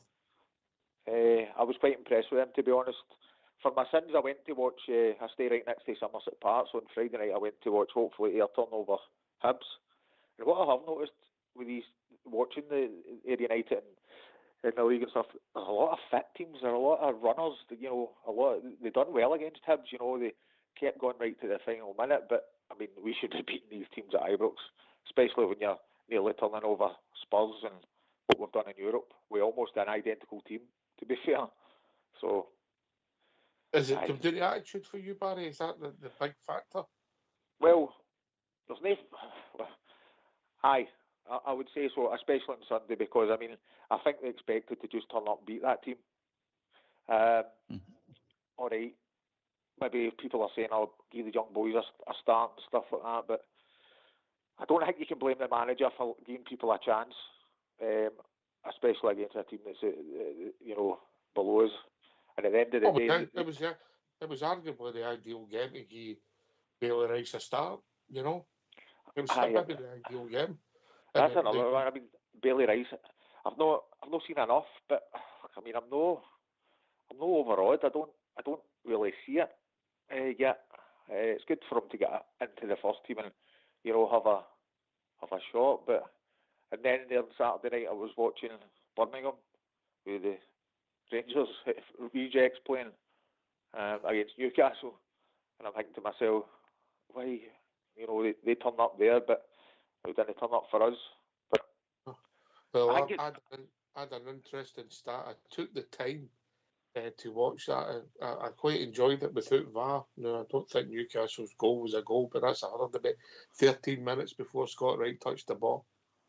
Aye, he's no came on much better than what he was, to be fair. Yeah, just out of curiosity, mate. Just out of curiosity. But it's a good goal the boys scored, but wasn't it? Oh, some hit, mate. But Ben Davis, all bear, the third goal. I know, can he win that, boy? He's got to win that ball in his area, mate. The guy walked through him. We've seen that before for us. We just walk through him. But he's known as the Rock down there, I'm led to believe. Aye, I think they're loving him down there. Well, changed the first letter and he was known as something else up here. I know. Stealing a wage. Aye. It'll be interesting to see how this pans out, and listen, I don't think there is an obvious answer, and I've thought about it since Sunday, mate. What's the solution? But I don't know if this can carry on. That's the issue, but I don't see an obvious. There's no, when you think back to maybe Advocat, that McLeish should progression with two teams in Scotland, and there's maybe a young and up-and-coming manager. There's nobody that sticks out like that in Scotland at the moment, you might think is an obvious candidate. You'd be gone, people who mention McInnes, they're only gone because he's been about for a long number of years. Aye. Yeah? I mean, who would want it? Me. I'd want it. Aye, of course we would. I would walk up to Ibrox, but that's it. It's. I think you'd be surprised, but it's also getting the right candidate, and that's hard, all bear, isn't it? That's hard. Absolutely, mate. As far as I'm concerned, I don't know anybody. I mean, you're talking about McInnes. McInnes was good at setting up low block teams. He's not good at breaking down low block teams. Nobody is, mate. No anybody is very good at it. It's one of the things that it's all about tempo, it's all about this, and then you say, oh, is it about shooting, it's about crossing. It's about quality, mate. Let's just be honest about it. It's about quality. If you get a quality ball into the box, you'll beat most defences. If you get a quality shot on target, you'll score most of the times. It's all about quality, mate. We just lacked quality in the last third. All our forward players were mince, total and utter mince. There was zero quality. So that's what beats low blocks. It's nothing to do with a particular thing. If it was a particular thing, some of these managers have worked it out years ago. But Guardiola's Leyton Orient, they struggle to beat Leyton Orient. You beat Liverpool, I know they had a changed team, but that doesn't matter, mate. They get beat with what do you call them, Luton. It happens. Plymouth, mate, sorry. Aye, the boy Harvey scored. Katic and Ryan Hardy, mate. So these things happen all over the world, mate. But the way it happened to us is just unbelievable, mate. The stats are unbelievable. I'm not a stats man. I don't go with stats, but I was just looking at the Queen's Park stats. And I'm saying, how did we manage to drag a defeat into this game? How did we manage to do it? Because it's virtually impossible. But our goalkeeper has got one save to make and he doesn't make it. So 100% failure for him. 100% failure. No, he never had a good game. 100% failure. One shot, save it, can he? Through his legs, goal. What's that about? You could say, oh, we should have cleared the ball, we should have done this, we should have done a lot of things. But you're expecting your keeper to save one shot. He's got one shot. He's laying the post the whole game. One shot, can he do it? Can he keep it? I can't keep it out the net. Dreadful, mate. It's just dreadful. Which brings us into what we were talking before, but by Barry's just come on there about keepers. Dreadful. That coach and his keepers, they two keepers, bugger off the threes. Hopeless. Absolutely hopeless. Are you back with us, Robert? I'm back, mate. Aye. All right, good man. On you come. I was just going to ask a question. Obviously, you're saying there's no standout candidate, and I think we can all agree that. Would you, if he was to get his jotters this week, would you want a manager in now, or would you put somebody in interim charge and do a thorough process for somebody coming in at the end of the season? Me personally. Yes. Well, I think that in any professional organisation, mate, you should always have succession planning and have all your options done. That's somebody's job, because you don't know if somebody's going to disappear for the remotest personal reasons. You know, Clement could have been doing brilliant with us and said, listen, I need to go back in because A, B and C's happened and I need to go out of here. Yeah? And you've got to always have that plan in your background. So somebody should have been working on that constantly, and they have a tally of who's out of contract, who's in contract, who's out of work, whose contract's coming to an end this year. That's somebody's job. It's on the public domain, and that should be done constantly. Constantly. If you agree it should be done every 6 months or every 3 months or annually, whatever the time is, you've got to have that planning constantly, because football, like life, mate, it's no smooth. Things happen, and you've got to have that plan B. Yeah, then what you do is you maybe go down a process, but the work should be constantly done, because it's no like life, it's no certain. So that's how they should be planning. That's the way I see it, mate. No, I agree. It should be somebody's job. Is that too much like common sense? No, you're right. It should be somebody's job, but it's whether somebody is doing the due diligence and actually doing it as well. That's another thing. I mean, we've been here before where we've had issues with players' visa, and we've thought that's somebody's job. We've thought about the stadium fiasco. That was somebody's job. Do you know what I mean? There's mistakes made across the board, and I think that's again another frustration that there's not been a stability this whole kind of campaign, this whole season, even at board level, until more recently as well. So is it somebody's job? Yes. Is somebody doing it? That's a question that we'll never know, really. If you've got a key personnel, like your manager in the football club over, and you're paying them, I don't know, let's say £25,000 a week, yeah? So you're paying them £1.25 million, and you can maybe double that with bonuses. It's £2.5 million wages. You're going to have succession planning in place in case he walks out the door, aren't you? Constantly. But what does the succession plan look like? I don't know, mate. You're talking about having names. You can't have names. Who's available? Who's available? Exactly. Allotted time, and who's in your price range? That's two main characters, isn't it? You're not going to go. You don't need a succession plan. No, but that is your plan then. That's the succession plan. You don't have the plan. That's the succession plan. You just wait to see who's available at that particular time when you need you need a manager. So you really can't plan for it. The plan is wait till we see what's available, wait to see what's happening with your manager, wait to see what's available.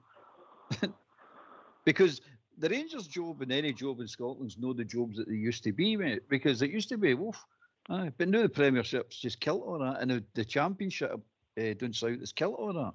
So you're talking about managers going, hold on a minute, I'd rather go down and manage Middlesbrough or Bournemouth or something like that now than coming up to manage Rangers. And in the way we're carrying on now, who would actually want to come and manage us? It's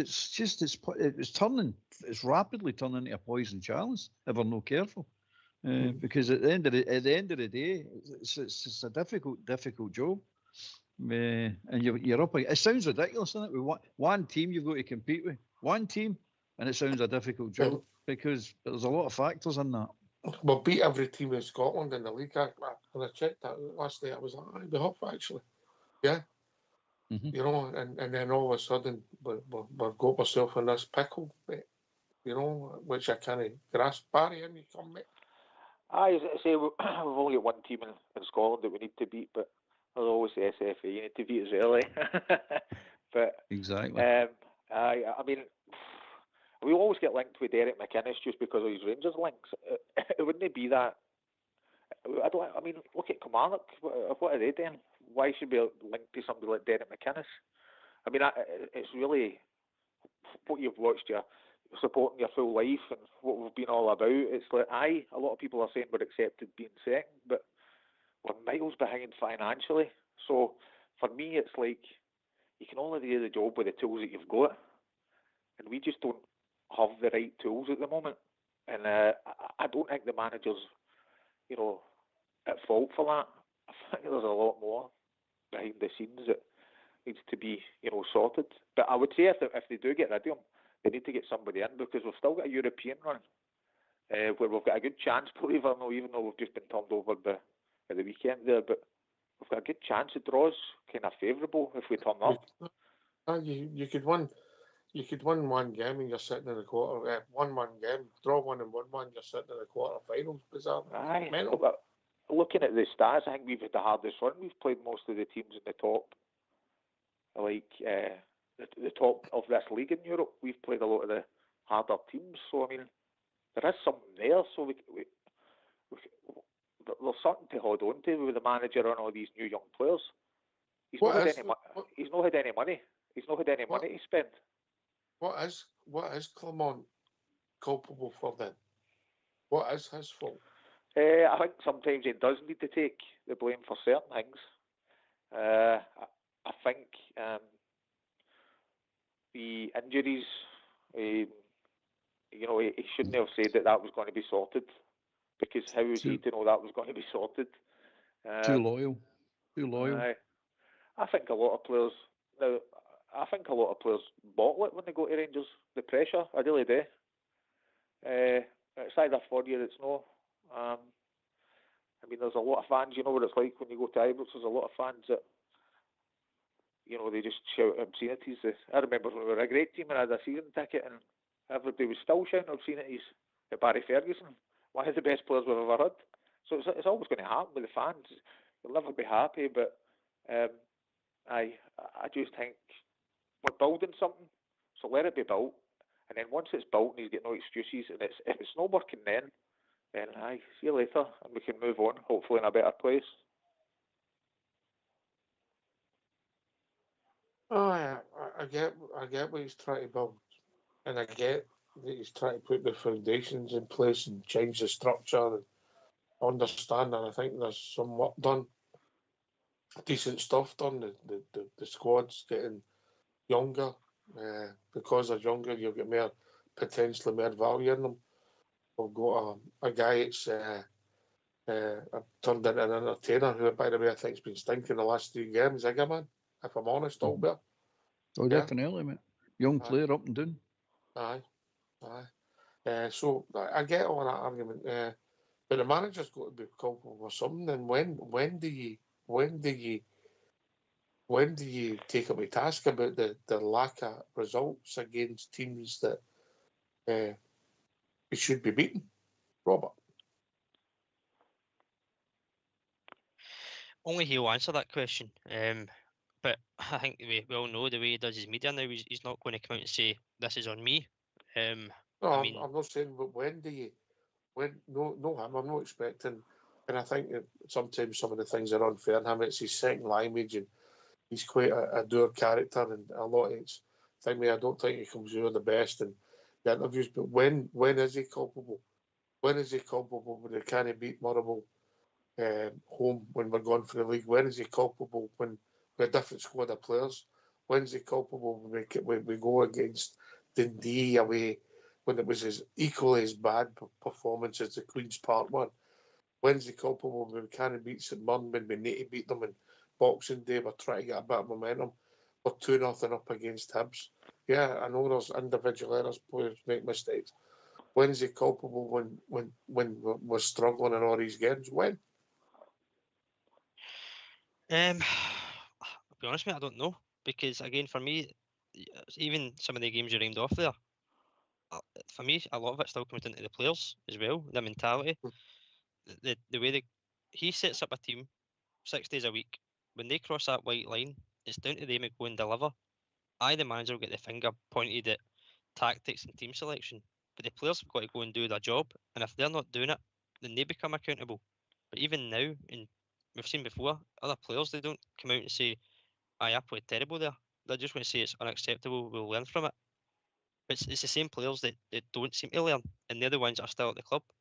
I mean, Tavernier, many times you heard him say, utterly disappointed, unacceptable, we'll learn from it. He's one player that never seems to learn from it.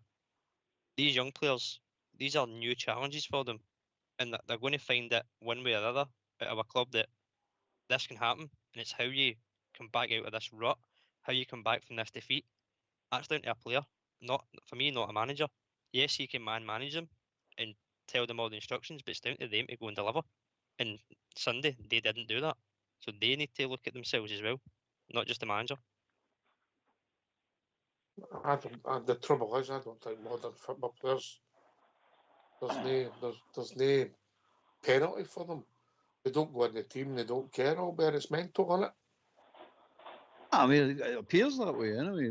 But going back to your question of when's he culpable, he's culpable in normal circumstances. He's culpable right away for the results.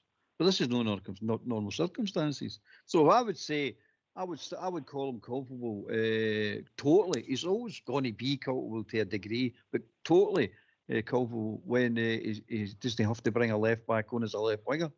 When he's got a squad of players that he actually can swap them out and say, right, taking a left winger off, putting a left winger on, taking a centre back off, putting a centre back on, if that's what's required, you know what I mean?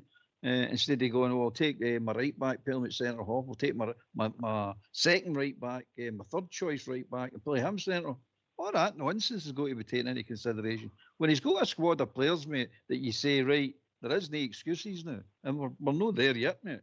It's just a fact. We're heading that way, but we're not there yet. And you're going to get these iffy results and these away results. The one on Sunday, no, that doesn't cover that. What I've just said doesn't cover that. That's pathetic. There's no excuse for Sunday. You cannot defend that at all. You can't make excuses for it either. Every one of them should be hanging their head in shame and have a red face and walk back into training walking heavy on the Tuesday. I'm telling you, some of them should even show their face. So it was that bad. But anyway. I mean, I'm just thinking here, when you cross that white line with Rangers jersey on, you give 100% every time. Now, I'll always go back to the Spurs game. I thought we were brilliant against Spurs. Now, if that Rangers team goes out and plays the same on Sunday, then it's 4-5-6-0 easily. Now, obviously, they've went in with the same frame of mind. So for me, as soon as he crossed that white line, the manager's he's no go. He's no go. He can't really do much more. And as you say, I'm saying that they're unexperienced, but there was quality on that pitch. You should never be losing to that team. But I just feel we've got to stick by the manager because what he's been promised, he's not been given. And I feel that if he had maybe had more money, he'd have maybe had better quality. We've got young players that are learning the Scottish game. So for me, you've just got to stick by them. You're either a Rangers fan, supporter, or you're not. So it's you've got to support them through the good and the bad.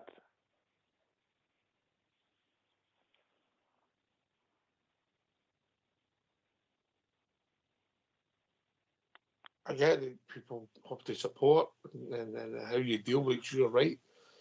And people will make their own mind up. We're all adults. Aye. We're all adults, and people are entitled to their point of view. Do you think that the European run, being on top 8, obviously where we are, does he get any credit, any brownie points for that? Does that keep him? I think the credit he had for that good result, mate, it didn't last 10 days for us getting into the getting the credit in the bank. He blew it within 10 days, mate. Well, with the fans, I don't know, but with the CEO, with the 14 million coming in, it probably does, eh? Aye, it helps, mate, but he's also maybe he's most likely cutting that down to about 10 million, mate, the cost. Aye. So, yeah. Aye, there's a good point, mate.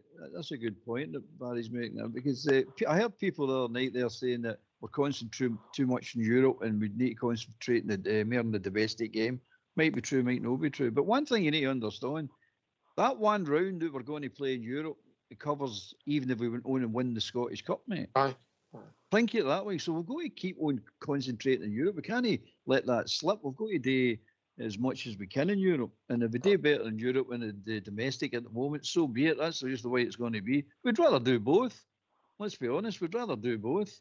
But it seems to work out that way. But you can't ignore it, mate. The financial situation the club's in, I don't know. I'm not saying we're dire straight, but you get more money for one round of the UEFA Cup you do for going 3-4 rounds in the Scottish Cup and even winning the bloody thing. I know it's a trophy. I know the trophies. We're after the trophies. I know all that. But just from a financial point of view, we've got to keep concentrating in Europe. It's no, just forget about Europe. It's a sideshow. It's no a sideshow. It's anything but a sideshow. No, there's a reason why certain teams, particularly in England, don't play different teams, you know, in the cup competitions, you know. And I think that was part of the frustrations for Sunday, because we had pretty much our first team squad on there, Robert. That's, you know, when they go at Rang and sent a group of boys out and it backfired. You got all the criticism for getting it Rang, but that was pretty much the group of players who were involved in the squad or who are fit and able at the moment of their first team squad. It was, as I said earlier on, it's inexcusable. There's enough quality, enough experience in that lineup. Even with the young boys like Fernandez coming in for his first start, Rice starting, the players about him, it's enough to see Queen's Park off, and it should have been. It was just the attitude and the application on the day. And again, we're sitting wondering where it came from. Was it an instruction? Was it the players? We will never know. That is a frustrating thing, especially when, as Barry said, similar team, but a few changes, went toe-to-toe with Spurs. Probably the best performance of the season, in my opinion. We should have got a win against Spurs, and then you go and do that against Queen's Park. I think they've just looked ahead of themselves and not looked at the game in front of them. I think they just took their foot off the gas and just looked beyond. You're right, Robert. Robert's right. The players took all the credit for the Spurs game. Clement barely get mentioned for the Spurs game. It was all the players. They done it all. That was a fantastic game, and it was. They played brilliantly. So if it's that way for the Spurs game, when you play against Queen's Park the way you done it, the players are taking the blame for that, mate. You can't convince me anything different than that one, mate. That was dreadful. That was the player right down to the players. They need to learn from it. I'm telling you something. You can't play any worse than that. We're back to the Decorators. They've got one tricky one. They put a good lot of paper up, mate. They put it upside down on Sunday, didn't they? Aye, they didn't. I put it upside down on Sunday. In fact, I think they've papered the Rang house.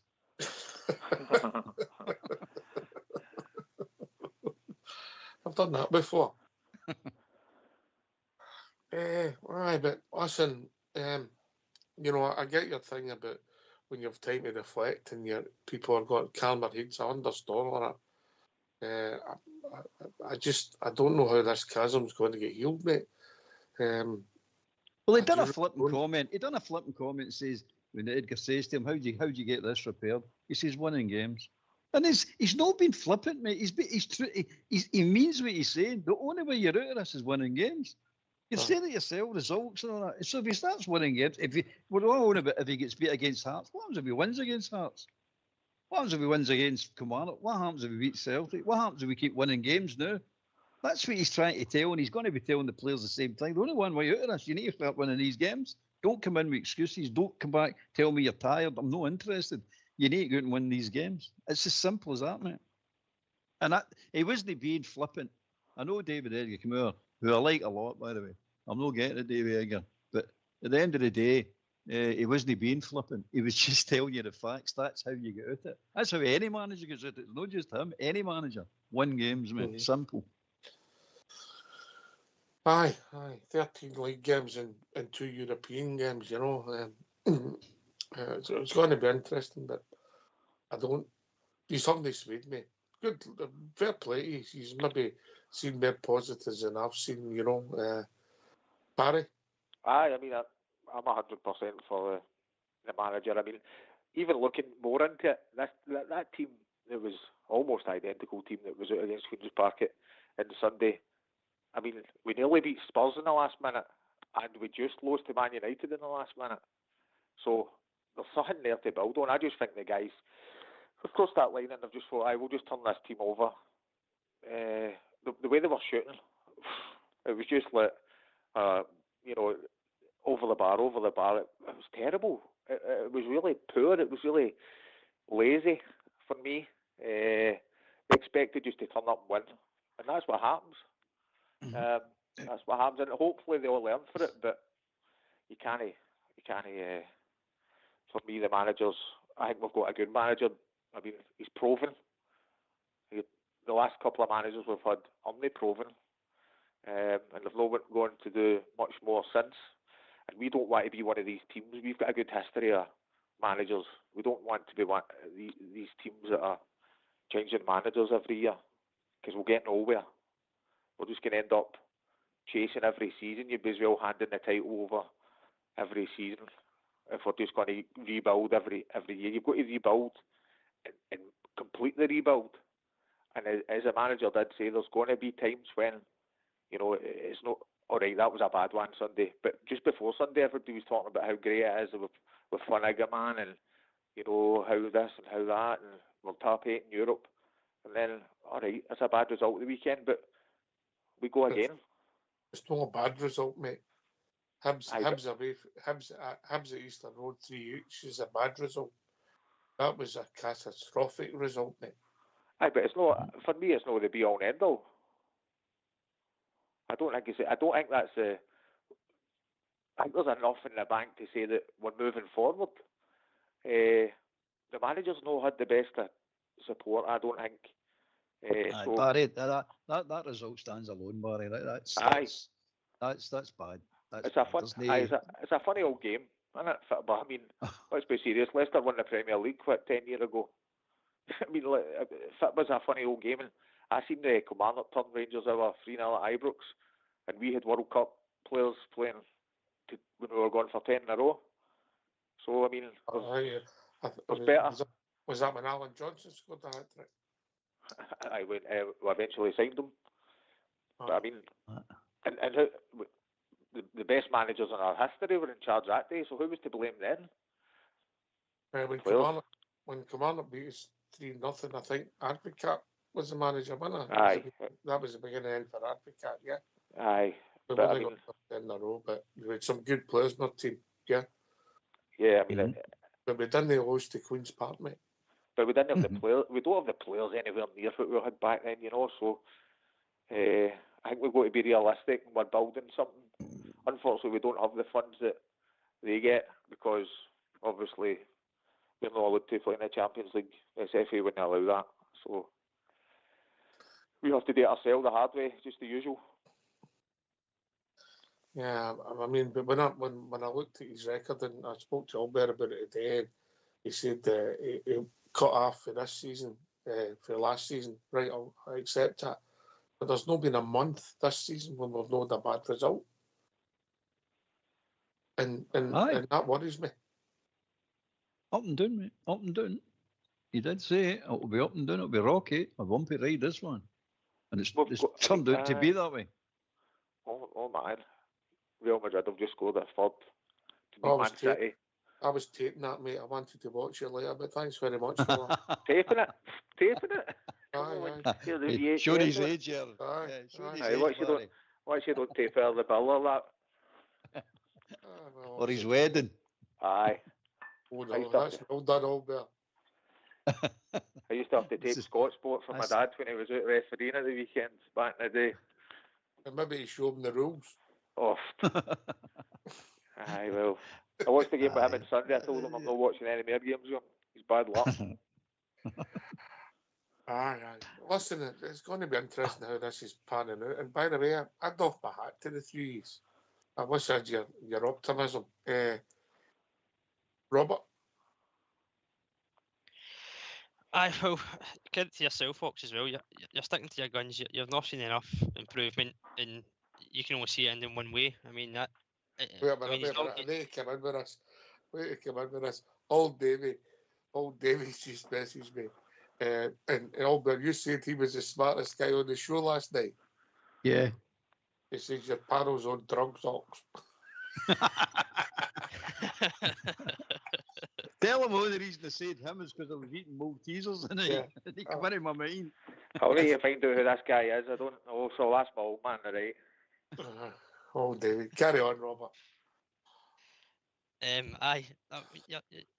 You've got an opinion, Ox. Yours differ a wee bit, but optimism, it's probably a thin word to use, but I think, as the guys have said, we just keep going around the merry-go-round, but we're not going to move anywhere. We've seen bits of movement forward. The hands he's been dealt with since he came in, there was no money because our previous regime splashing cash on absolute useless players. All the fiasco off the pitch, the stadium, no board.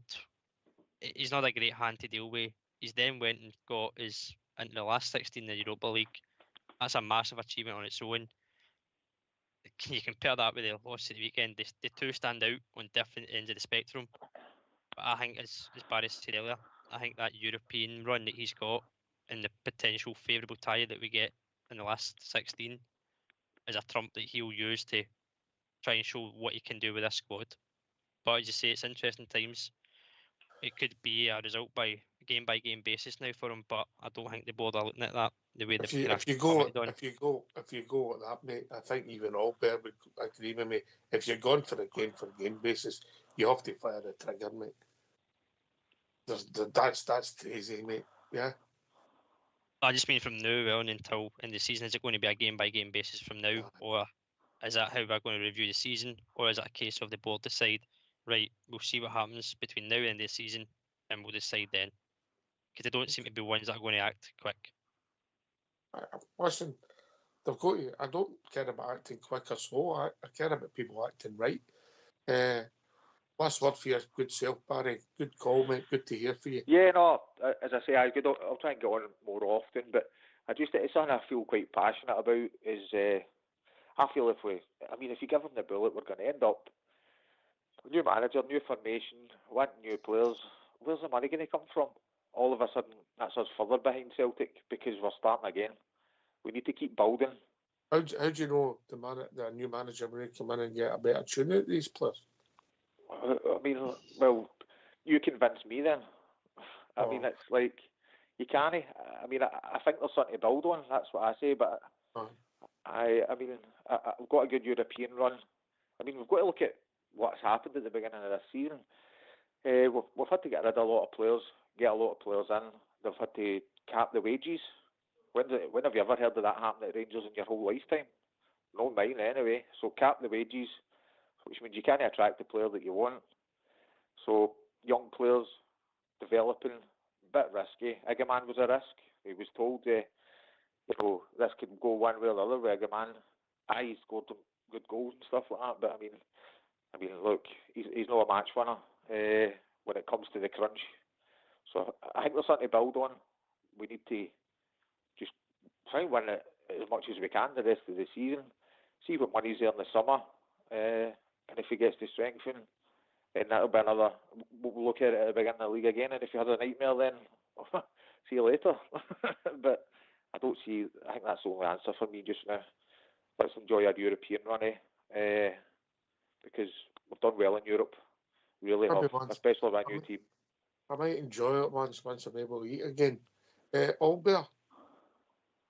Aye, it was winding up. A good show tonight, mate. Enjoyed that. There's a lot of things that get never said, but we'll leave it at that. We'll leave it brewing in the background, as it were.